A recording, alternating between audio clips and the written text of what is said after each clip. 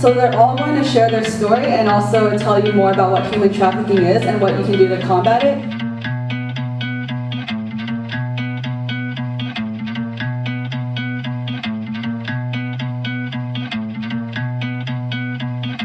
Because of the Emancipation Proclamation, we were done with it, abolished in this country, but it still exists. There are 27 million women, men, girls, boys trafficked right now in the world. There are schools. If we were to multiply Irvington High School, can you imagine that many people?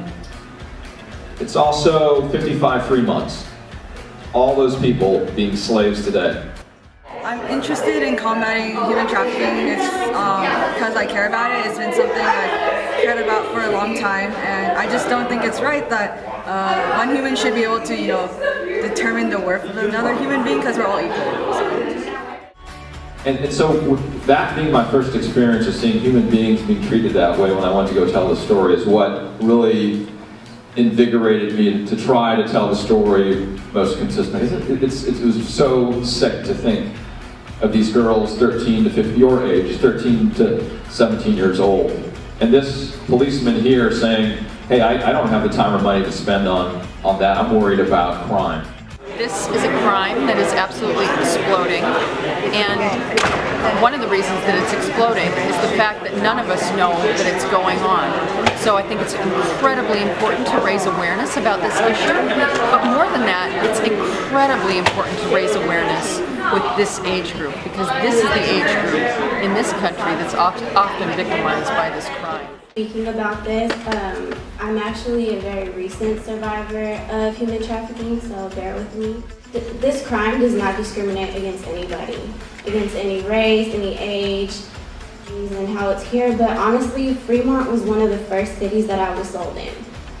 And it's not just a street thing, it's an online thing. There's tons of girls sold online every day. The last guy that I was with, flew me out. I was in Philadelphia, New York, Arizona, Vegas, but the main place was here in the Bay Area. Like she said, I was isolated from my family. I was isolated from my friends, from my daughter, and it was so crazy because I didn't even realize how far I was from everybody. Like it's like a black hole. Once you get in there, it's like all you see is just to make money and, just to continue on with this life. And it's very hard to get out of, and I'm very grateful to God that I did get out of this situation. Human trafficking is an issue that we hear a lot about, but we don't know that it's really right next door. And I think today Naomi brought that home for us to show that human trafficking is not only in Fremont, but in cities and towns and homes that we all are used to seeing, but have no idea what's going on there.